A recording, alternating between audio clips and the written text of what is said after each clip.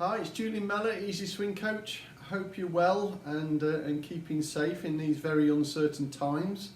I thought I would make a video that are practical things that you can actually do at home that will help improve your golf game, so you're ready for it when you get back on that golf course, which hopefully won't be too long in many of your cases. So I'm going to put together a few different things, so some practical things that you can do with your golf swing and some other things that you can do that will definitely help improve your golf game. So let's give it a go.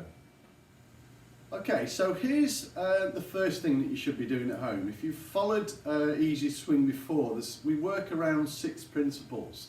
So the first one that we like to see people doing is turning the body correctly. So what I've done here is I've taped 2 golf clubs together, just so physically you can actually see the movement a little bit better. So a lot of people, when they start to swing the golf club, they might turn nicely in the backswing, but they often tilt in the follow through. And that stops them getting through. They hit that high right block shot that nobody likes to see. So all I'm going to do is put this across my shoulders. You've probably seen this loads of times with other people, but let's see practically if we can get you turning properly. So as I turn to the right, what I'm actually doing here, if I just come back a little bit more, is hopefully you can see my feet. And as I turn correctly, my ankles are moving nice and freely in the backswing.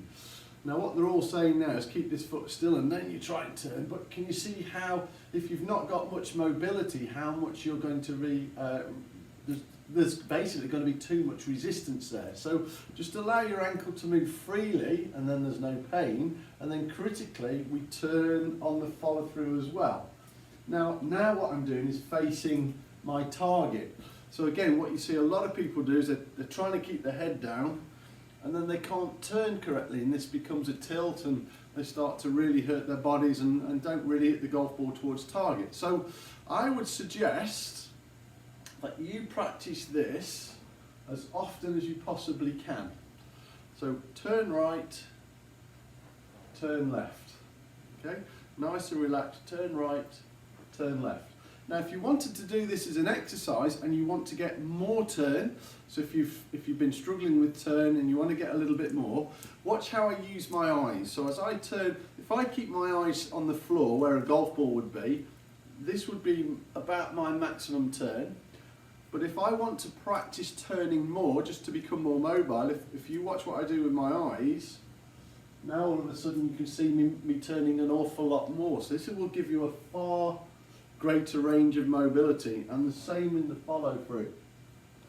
But if I keep my eyes still, I will be a bit more restricted. So never going to do anybody any harm practicing more turn than they actually need. Turn through. So that's principle number 1. So the first thing you should be doing is practicing your turn. Let's go on to number 2. Principle number 2 is weight shift. So what's weight shift in the golf swing? So as I start off, if I was holding the club here, I'm roughly at 50-50.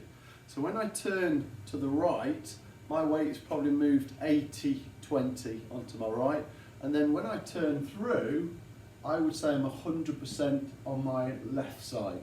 So what's great about this is just doing this at home, allowing those ankles to move nice and freely, you're going to get a sensation of what good weight shift should be.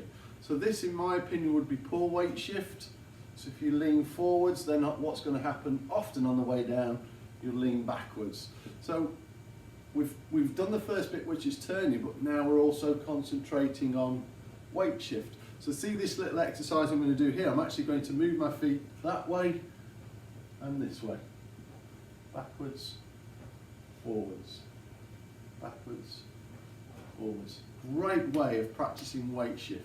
So let's have a look at principle number 3. Number 3 is rhythm.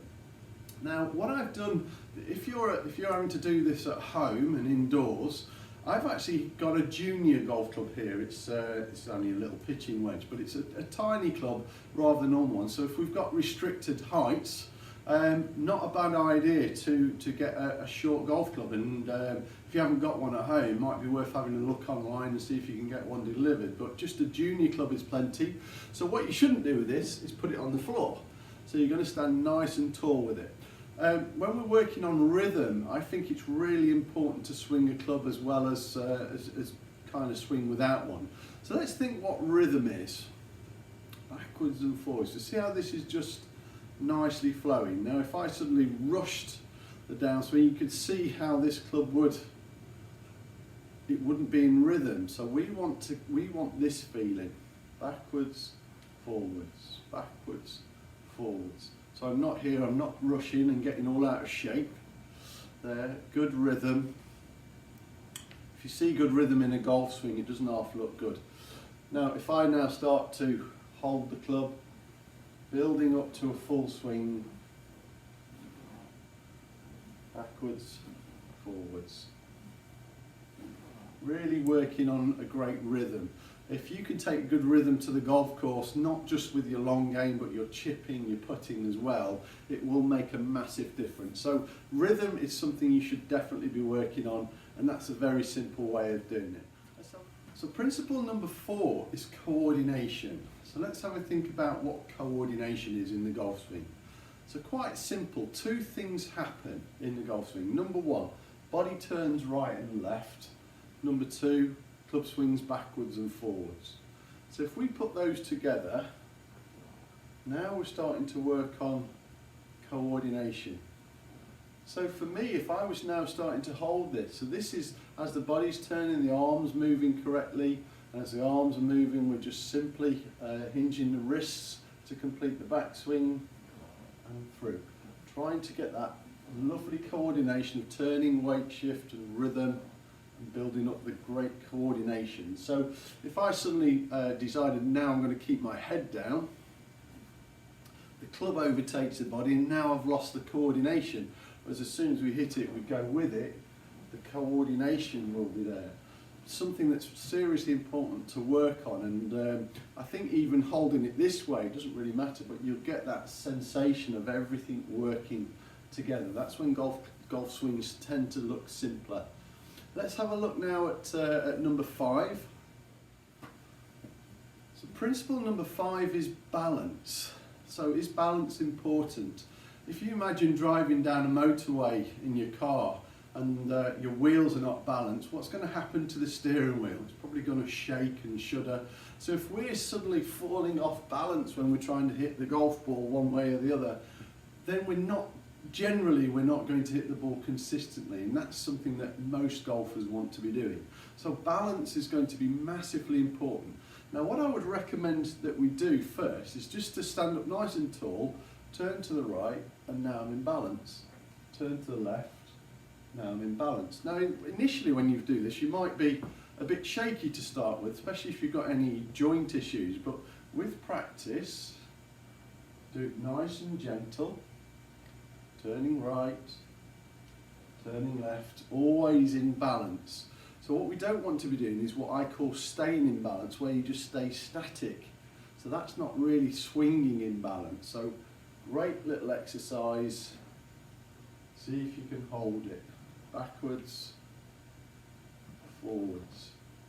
Now it doesn't matter initially if you have to use something.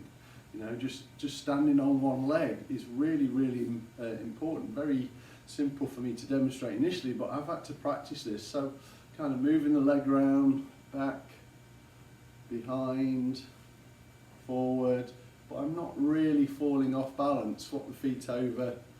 Anything you can do that will improve your balance has to be a good thing. And you could even stand on a pillow. You know, if you can make the surface slightly uneven, stand on a pillow. It'll really start to train your muscles. It's great if you're not able to get out, and you're not able to keep yourself fit. Working on your balance will definitely help. So now let's have a look at our 6th principle.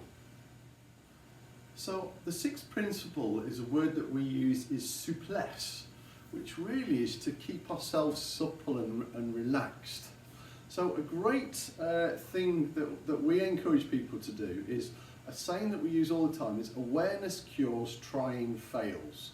So if we can raise awareness of maybe been too tense and then to do something about it, this will definitely give you value. So what I like people to do to start with is hold the club as tight as they can. So I'm still swinging my short junior club. Hold it really tight, get the body really tight, and see how supple and relaxed your golf swing is. You can almost hear it in my voice.